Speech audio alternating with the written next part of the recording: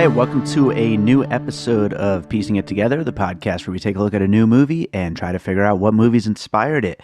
But today on the show, we're doing something a little bit different. This is a special episode where I am interviewing Ryan Meade, the director, writer, editor of Invaluable. It's a documentary on Evil Dead, and specifically Evil Dead's art director, Tom Sullivan. Tom came up with the Necronomicon and the Kandarian dagger and so many of the other things that make the Evil Dead series what it is. And it's a fascinating documentary and really essential viewing for fans of Evil Dead. Evil Dead is a series that has come up here on Piecing It Together so many times. I'm pretty sure it's the most talked about puzzle piece that we've had on any of our episodes. So it made a lot of sense to take some time out and do this special episode talking about Invaluable and the work of Tom Sullivan and Evil Dead. So I was really happy to get a chance to talk to Ryan Meade about it. So let's jump into this conversation. And before we do, I want to remind you all to please make sure you're subscribed to Piecing It Together on your podcast app of choice. And you can follow us on social media at PiecingPod. All right, so on the show with us today is the director of Invaluable, Ryan Meade. How you doing, Ryan? Good, man. How you doing? I am doing great. I'm really glad you took the time to come talk to us here at Piecing It Together today. I'm a lifelong Evil Dead fan, so when I got this documentary and I was sitting there looking at it, I have a Facebook group for Piecing It Together, and I posted a picture of the Blu-ray, like, oh, I just got this documentary, and it came with this vial of soil from the cabin from the Evil Dead, and everyone's like, whoa, that's awesome. And I'm like, I gotta watch this thing, and then I gotta see if I can maybe get a hold of this guy. And so I'm really glad to have you on the show. Yeah, cool. That's awesome. I'm glad to hear that. Thanks, man. So I figured we'd just kick this thing off by just asking you a little about yourself. If you could kind of just introduce yourself to the listeners and just let them know who you are. Well, my name's Ryan Meade. I'm from Detroit, Michigan, and I make films. Absolutely. I guess the first question I'd have to ask you is starting off as a filmmaker, how did you come to making this particular project? How did this project kind of come to be? Well, that's a good question. I was doing conventions, as Ryan Meade is just like a filmmaker, like, hey, look at all these little movies I did. Mm-hmm. And I ran across Tom Sullivan, who's the star of Invaluable. Yeah. And we drummed up a friendship of basically 10 or 12 years. And all that time, I was begging him, hey, man, you should do a documentary about yourself, literally for 10 years. Like, literally. And then we just got to the point where we were such good buds, and he was like, and I had to prove myself, basically, like, everybody's like, oh, we make movies. Oh, you make movies? Great. Everybody does. Like, what have you finished? Sure. What have you shown to people, and what have you been critiqued on, and what have you screwed up, and what have you learned? And, so anyway, so I had to prove all that to Tom, and then it basically took 10 years. And then after 10 years, he's like, all right, let's do this. And I was like, all right, let's do it. And I never really thought I'd be a documentary guy. It just kind of fell in my lap, like the right place at the right time. And I knew it was the right thing to do. Right. It wasn't like, let's make this to make money off of it. It was like, you gotta do a documentary about yourself. For 10 years, it wasn't about, how much money we can make if we did it. It was because we're not making any money, but so that's what it was. It was a labor of love sort of a thing. Yeah, Tom Sullivan really hasn't gotten his due, and it's really great to see this thing. And, I guess you kind of just answered my next question, but, when you first set out, it was to be a Tom Sullivan documentary first and Evil Dead second. That was kind of the goal, or was that more of just as you started getting access to all this stuff, that's kind of the story that started to show itself as you started putting things together? No, it was more just about Tom, but then like the bonus production thing we got out of it is Tom's still friends with everybody. Mm-hmm. And Tom was there at the inception of it. So if you're telling the story of Tom, you can't help but tell the story of the birth of Evil Dead, because he was there literally for every step of the way for, minus some of like the stuff that Sam Raimi did when he was a kid, but that wasn't within the woods Evil Dead 2, and all the pre-production and thought and stuff that happened before all that. You know what I mean? So it's like, Sure, yeah. I mean, he's part of the. I mean, it really is. He is such a major part of the DNA that makes up the whole Evil Dead mythos, and everything from artwork to the design to just really putting things together and making it the full thing that we all remember and love so well. You know. yeah, I mean, totally, man. I mean, his art is he's the art director for that. I mean, that's the whole reason we love that movie was the art direction, the way the stuff looked, the way the dagger looked, the way the book looked. That's what made you fall in love with it. I mean, like I wish there was, I'm a huge Evil Dead fan too. Obviously, that's why, I was a part of this. I mean, but I wish not getting into anything bad, but I wish the documentary would have went into more stuff. I Hmm. know too much, like it's a big conversation to have. Maybe there's a sequel. I don't know. Hey, that I can imagine. There's a lot of supplemental material on those discs. There's a lot of footage, and that actually that's a good transition to my next question, which was going to be about the Axis that you had. So you said this was like basically like 10 years in the making, right? Like. How was it like just a super, I mean, as an Evil Dead fan, was it like just geeking out, like getting to talk to all these people that were involved with it?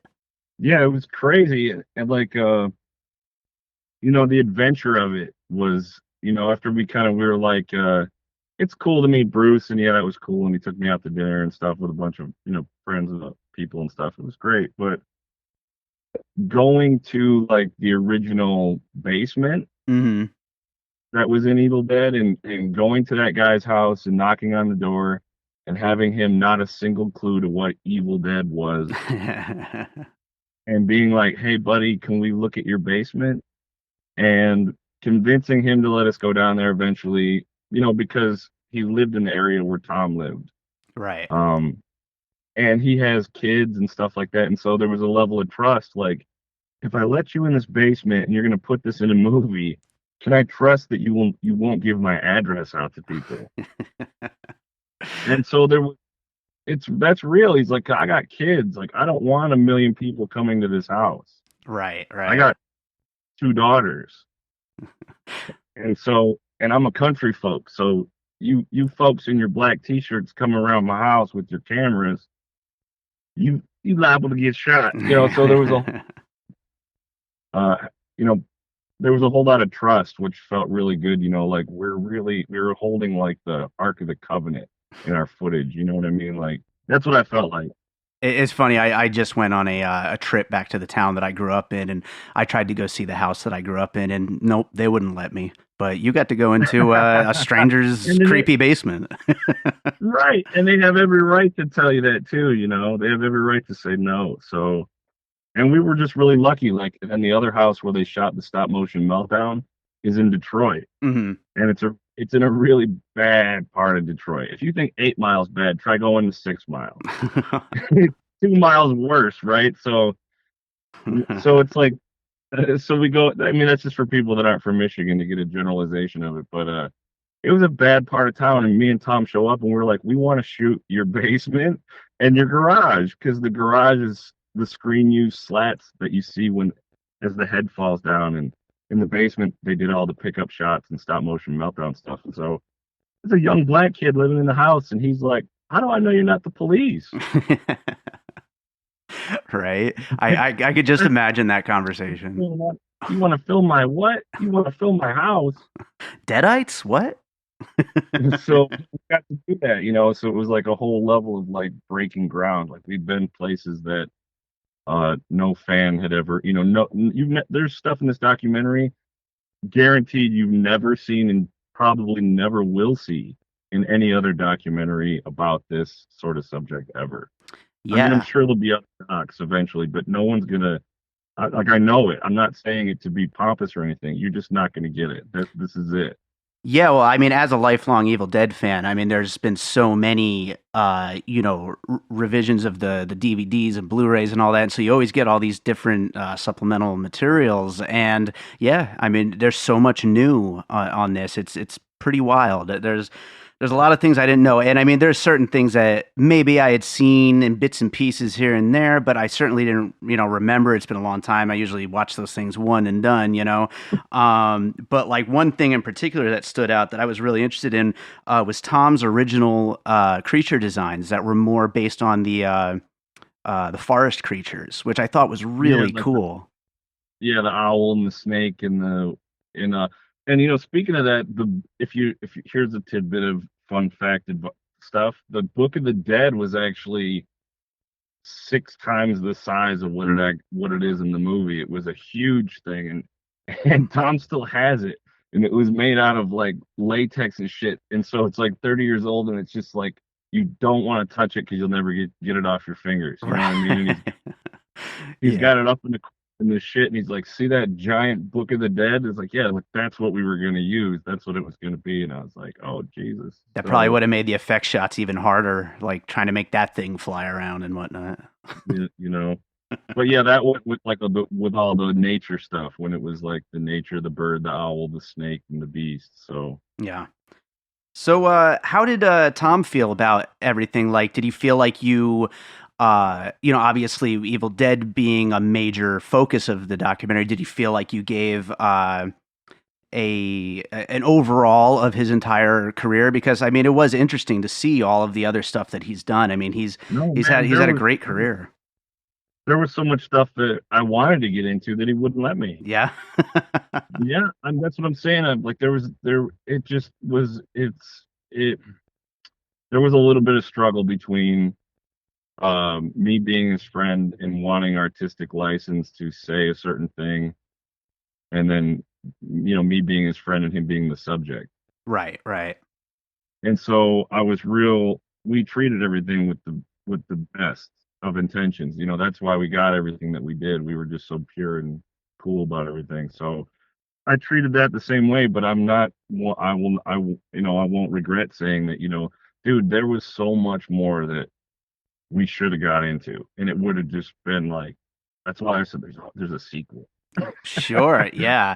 I could totally imagine that too, because I mean, his work is so a big thing on this show is inspiration. Like our regular episodes, we go into what movies inspired a new movie, and we'll be talking about that a little bit later in this interview. But his artwork is just so influential. I mean, it's so something that you just remember, especially for someone like myself growing up in the 80s and then into the 90s being a teenager.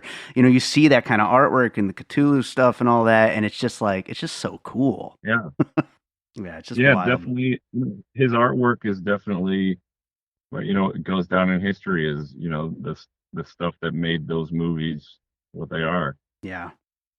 And as much as they changed, because and maybe that's part of the sequel, but obviously they've changed, and I know all the reasons why.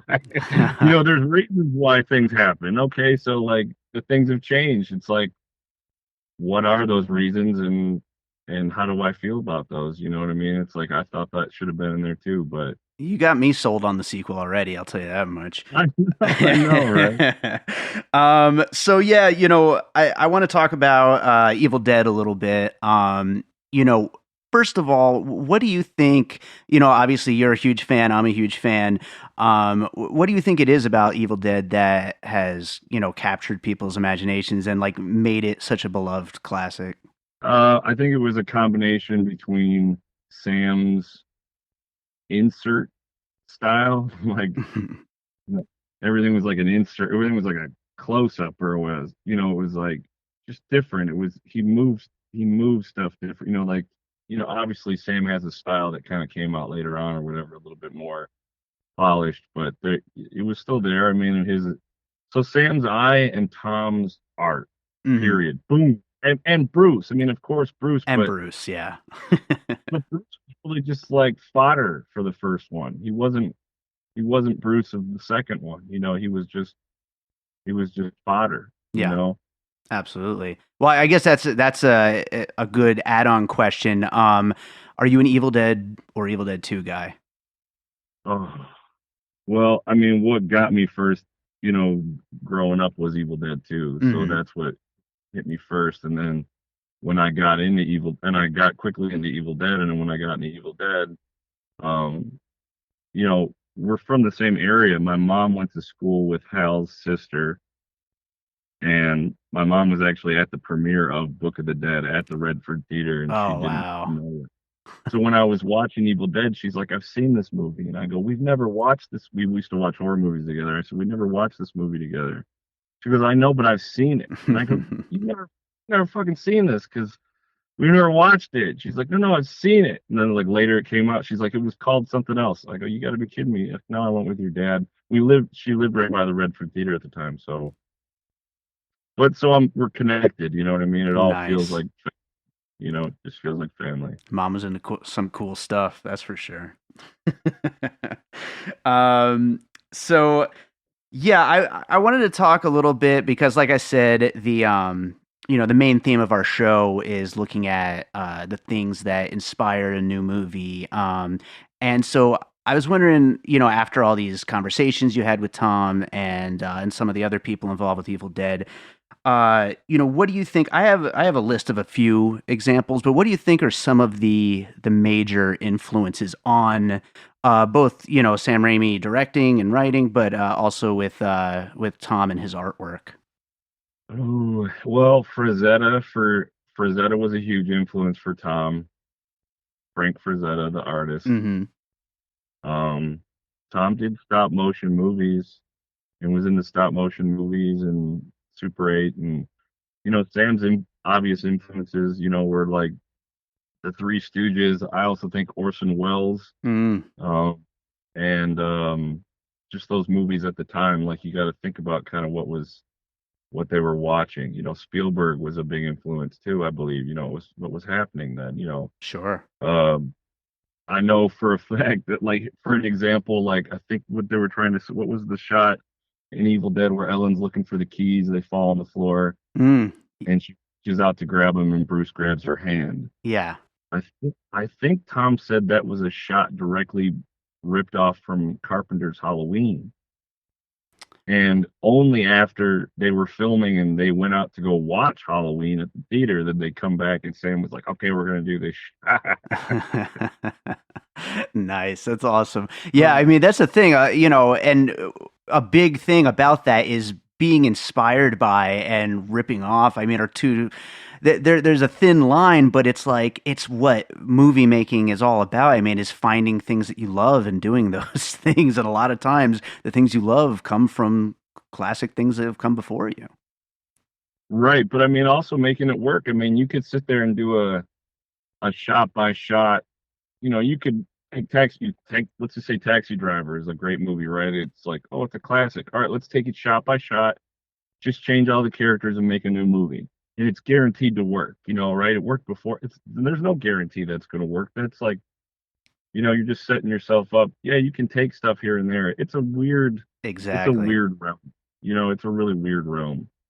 It's true. It's true because that's the thing. A movie is like such a sum of its parts, and so no one thing, whether even if that one thing came from something tried and true, is going to necessarily make another great movie. And when it does, and you can see some influences, it's just another. It's almost like an Easter egg. It's like just another great aspect to a great movie. Right. You're trying to capture like magic in a bottle each time, and you don't know that you're doing that until like the editor is cutting it, and the Yeah, editor goes, "Oh my God, look we at did that. watch how this works! Like this big song this 2 hour song we made. Look how this plays and how this makes you feel." And you go, "Holy shit!" Yeah, So what one thing, and also before I say, I should mention the things I had written down were Three Stooges, Ray Harryhausen, Night of the Living Dead, and King Kong were some of the things that I had written down as potential influences, and the ones that you mentioned are great too. Um, One thing that and consider this absolutely praise of your documentary. One thing that it made me feel is I want to go make a movie. You know, That's it just seemed like so much fun, the stuff. And even with their, I think they said like 15, 16 hour days on some days, and like just everything that they had to go through, it just seemed so cool. Like to be able to work and play and just bring all that imagination to life, you know? right. Just Right. Yeah. I so mean, cool. it is. It is cool. It is fun. But you got to find the fun in it. I'll be honest with you. This documentary, it took 6 years. Hmm. Didn't know it was going to take 6 years. I had no clue. And it took a lot out of me. And then when it was over, I disliked Evil Dead for quite a long time. I could imagine. I could imagine just hearing them talk about it like over and over and over again and just going through. I'm sure you had, how much footage would you say you had? Oh, geez. Too much. Yeah. It's just knowing. It's just like you at a point. Like they say, never meet your heroes. Bruce is great and stuff, though. Tom is great. I mean, I don't have any problems with anybody, but I think it's a matter of just like knowing too much. Right, right. And knowing the things that Tom didn't want to go out there, like knowing all that, how it's this, that, and the other. It's like, whoa, I didn't know. You don't know all that that's involved. Like there's a lot of heart and soul in that stuff. Oh, I can imagine. And I mean, and then you also you get into, some of, the tragedy in Tom's life and stuff like that. I mean, just to fully flesh out his story. And, I'm sure it gets heavy, getting into some of that stuff as well. Man, there was stuff that we couldn't talk about. Yeah. You thought the stuff that we talked about was bad. It's like there was more stuff we needed to talk about. It was just, Tom's been through a lot, dude. That for that dude to maintain, and he's been beaten up by them dudes too. I mean, like I'll say Rob Tappert's a tough dude. That's just my opinion. I'm not speaking for anybody else, but Hollywood's tough, Yeah.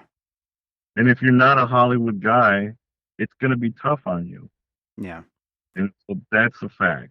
Yeah, I didn't realize at first that he didn't have as big of a part in Army of Darkness as he did in the first two Evil Deads.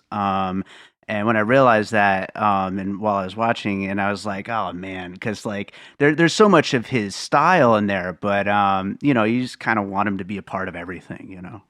Yeah, and you kind of also see where that movie could have benefited if his style was in it a little bit more. Yeah. I mean, everybody loves the book from the first one and the second one way more than any other book, in my opinion. The second book that's the book, man. Oh yeah, absolutely. I mean that's part of. I mean, I really do. I had asked you earlier if you're Evil Dead 1 or 2 guy. I mean, I think I'm definitely an Evil Dead 2 guy, and but yeah, the book, all of the little things from the Evil Dead world that are in that movie are just when I think about Evil Dead, those are the things. I mean, and it was interesting too. That's another thing I was going to mention.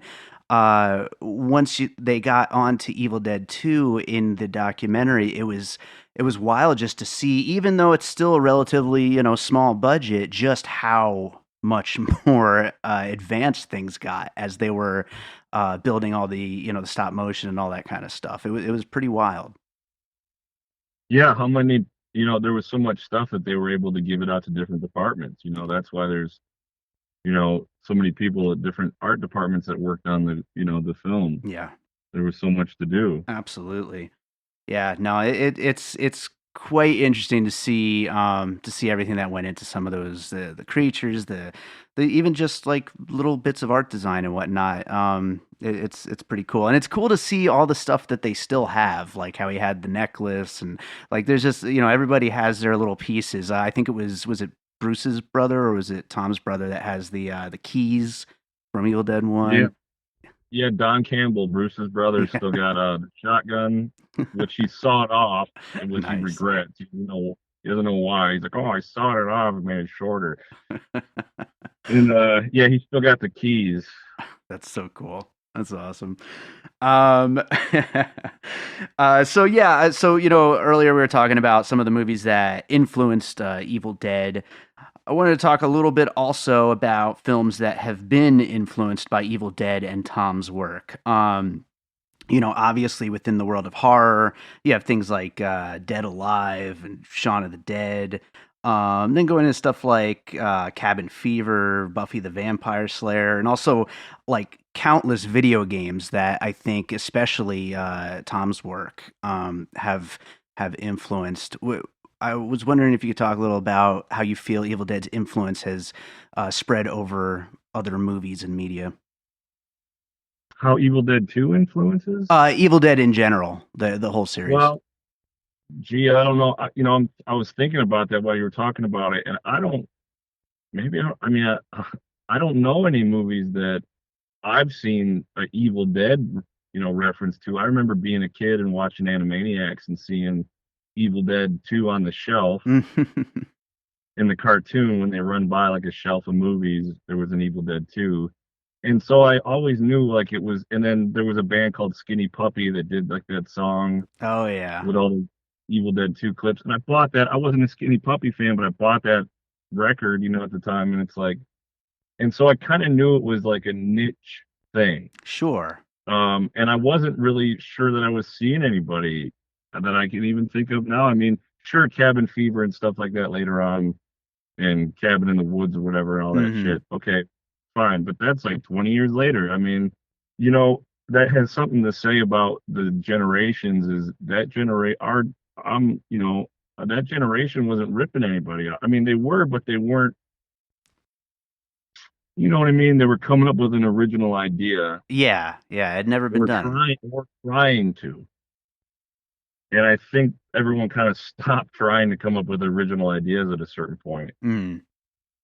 Cabin in the Woods, this, yeah, sure, it's the same thing, but it's like spoofing itself too at the same time. It's like taking the piss out of it Right, right. because they don't know how to handle it. It's like a little boy laughing in front of a girl, you know what I mean? It's like, because he doesn't just know how to go, hey, baby, like, or whatever, you know what I'm saying? Like, and just handle it, like, anyway. So I don't know, man. Movies are weird. We'll see. We'll see how they change in the next 10 years. Sure. And I think to add on, I think it comes down to more of the filmmakers themselves being influenced by Evil Dead. Like I know, for example, just the other day, just totally randomly, I don't even know if there was a reason he said it, but Edgar Wright on Twitter said there's no reason to make any top 10 movies of all time list because it's obviously Evil Dead 2 and everybody knows that. And so I think a lot of filmmakers themselves, it's just kind of something they grew up with at this point where, Evil Dead and that just like kind of do it yourself attitude of what Sam Raimi and Tom were doing. I think it's influenced the filmmakers a lot. I think so you say Edgar Wright, but see, it took like 20 years for anybody Right. to stop and say, "Hey, this thing's awesome," because like everything was still moving at the time. People were still making movies. Evil Dead 2 just kind of came out and blew doors on everything. Like, and kind Totally. of just shut everybody up. You know, Yeah, I know exactly what you mean. Yeah, I wish I was old enough to have seen Evil Dead 2 in the theater when it first opened, but I was still a little too young at that time. no, I had it on VHS. I had to. That's where I first experienced it. So Hmm.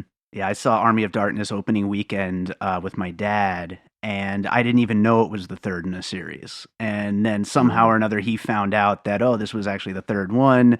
That scene from the beginning was part of the one before it, and so we seeked out the VHS copies, and obviously been my favorite ever since.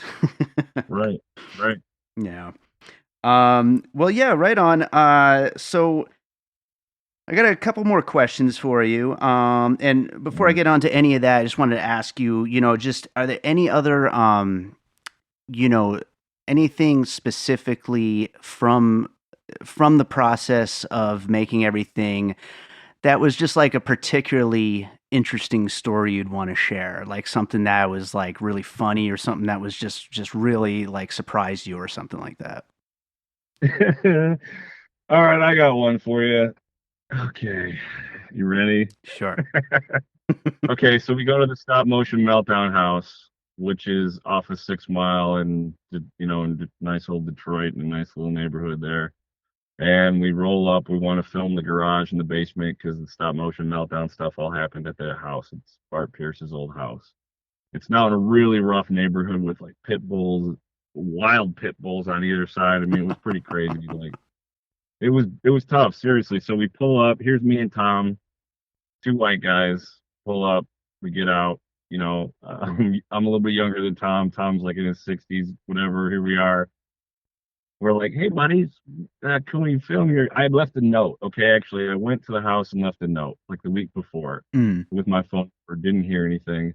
Me and Tom were rolling through. We actually just left Sam Raimi's parents' house. His Sam's dad gave us permission to film the garage where they shot some stuff. Hmm. Uh, and so we're rolling through. I go, let's go over to the house. We roll through. The kid answers the door, the young black kid. He goes, how do I know you ain't the police? Hmm. I said, I swear to God, we're not the police, man. Like, look, my jacket had this Evil Dead patch. I said, this is Tom Sullivan. Look, here's his name. Tom's like, yeah, here's my ID. And young black kid standing on the porch. Like, next thing I know, the door opens and nine other large young black kids come out on the porch. Literally, so there's 10 kids on this porch, and just me and Tom in this neighborhood. And he goes, man, this is funny, man. Like, you don't just go ask to go film someone's house. I mean, if they were doing something illegal in the house, we probably would have been shot, not Right. knowing it. You know what I mean? Like, so I mean, really, think about it. If they were doing anything illegal in this house, hey man, can we film your motherfucker?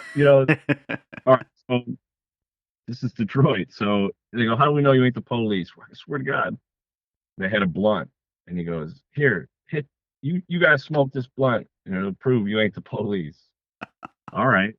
So we had to sit there and smoke this blunt with these kids, and it was all good. And Tom thought it was a cigar, and Nice. so then it comes, whatever, and we smoked the blunt, and he goes, "All right, man, you go film whatever you want." He goes, "You go film the garage right now, and I'll get these guys out of here. You go film the basement." I go, "All right." We go film the garage. We do our piece. We come back. Everybody's waiting outside. We go in the house. We film the basement. It's completely empty. We film our piece. We come up. I go, hey man, I'm going to give you this. I'm going to give you that for helping us out. Like a couple of freebies or whatever. I'll come back and give them to you. And who else needs one? And they were all like, we all need one. And so I'm like, all right, give me everybody's name, like literally, and wrote it all down. And I came back a week later and I knocked on the dude's door and he answered the door and I gave him all this shit. I go, here's one for all your buddies. Like it was some prints from Tom and like a couple of DVDs of mine and stuff like that. And he was flabbergasted. And That is hilarious. That's awesome. that So was it. were they Evil Dead fans? Did they No, know Evil they Dead? don't know. No, nobody had a fucking clue.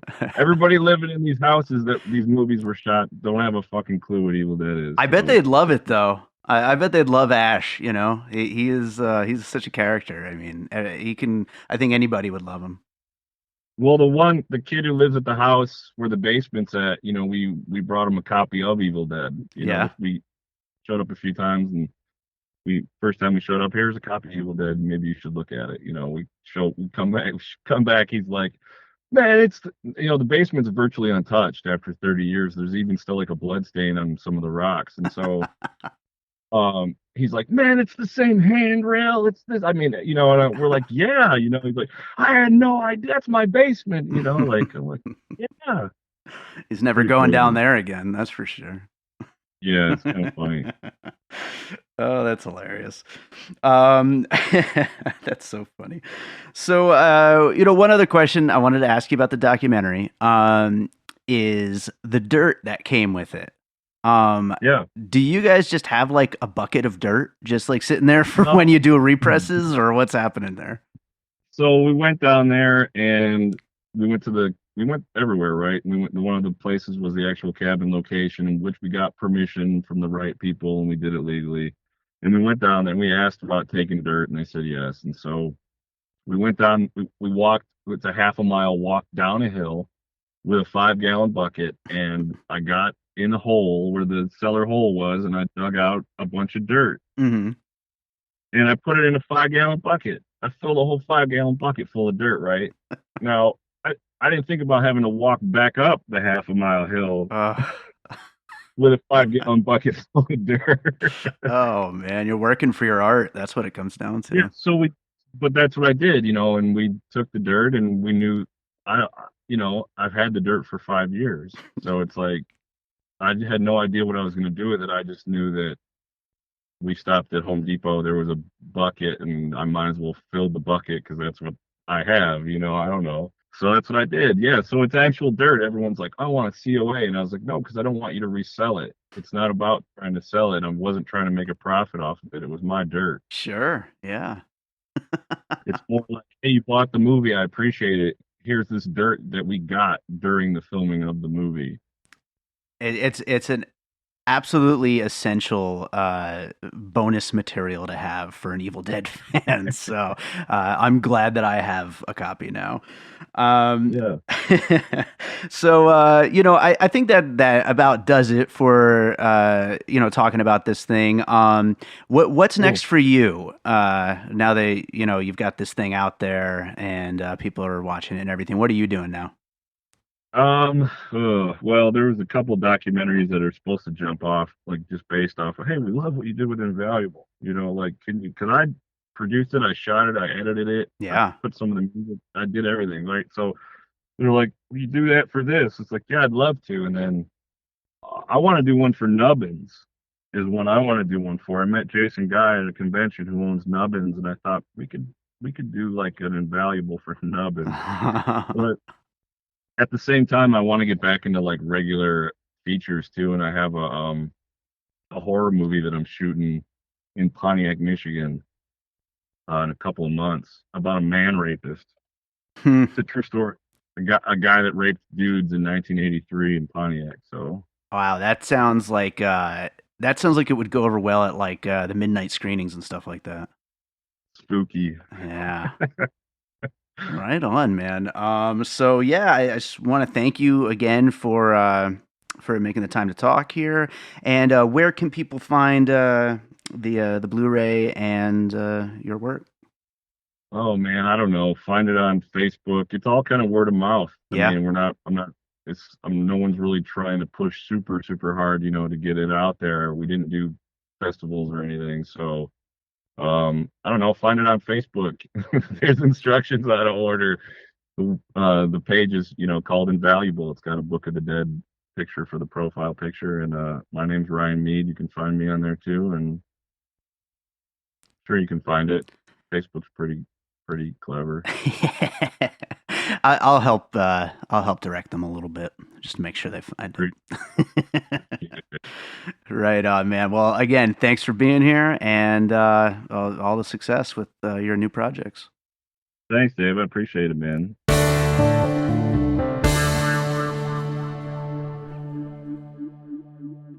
Hello, and welcome to Scream Scene, the horror movie podcast where we watch every horror movie ever made, in chronological order, then rank them from best to worst. Your dedicated hosts, Sarah And Ben, bring you a new episode each week. covering the history of film through a horror lens. From silent to sound and black and white to color, and the social and cultural context surrounding them. Scream Scene is your well-researched, in-depth, and respectful dive into the horror movies of old.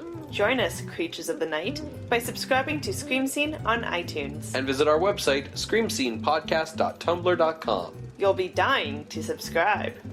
That's pretty bad. It'll be a hell of a good time. Better? It'll lift your spirits. Okay. All right. I hope you enjoyed that conversation with Ryan Meade, the director of Invaluable. If you are an Evil Dead fan, I definitely suggest you check that thing out. It is a really great watch. And I mean, come on, it comes with a little vial of dirt from the cabin from Evil Dead. I mean, you need that in your collection. You already have like 15 copies of Evil Dead 1 and 2 and Army of Darkness and all the different Blu-rays and VHSs. You need a little bit of the soil, don't you? So that does it for today's episode of Piecing It Together. As always, I want to remind you to please make sure you're subscribed to Piecing It Together on your podcast app of choice. You can also rate and review us on iTunes. Join our Facebook group, Piecing It Together, a movie discussion group, where we still have a contest going on. We got that pile of puzzle pieces up in the cover image. And if you can find all 28 movies that are hidden in that image, you're going to win a $20 Fandango gift card. Still haven't gotten a winner. I don't care if this thing goes for a year before we find a winner, because I did make it hard on purpose. So start looking. You're going to find them eventually, maybe. You can also follow us on social media at PiecingPod, and you can go to our website, piecingpod.com, and sign up for the mailing list. So that does it for today. We will be back this week with another episode of Piecing It Together. I think, we got Captain Marvel coming up this week. And then we've got Vox Lux. We just ended up recording this the other day, a follow-up second episode on Vox Lux. So we got 2 episodes on Vox Lux coming up. And then we also have To Dust. And then we're going to be doing one on Climax. And then we'll just see where we go from there, because we got a whole lot of other movies that we want to cover. So that's just what's in the can so far. So we got a lot of episodes coming. We got a lot of movies to watch. And I want to thank you, as always, for listening. Let's close this thing out with a piece of my music. And at first I was going to play It's Murda from my comedy rap group, MC Random and Jewish Dave, but we don't need all that nonsense on this podcast. I try not to play that stuff too often. So instead I'm going to play a piece of music from one of the films that I've scored. It's a horror creature film called Croak, about a mutated frog that murders the guy that mutated him. And it's a really cool little short film. One of my favorite things I've worked on, and the music definitely fits within the feeling of this kind of comedy horror Evil Dead style. So I figured it would be a good piece of music to close out the episode on. So let's go with that. A piece of music from the film Croak, and we'll be back soon with more Piecing It Together.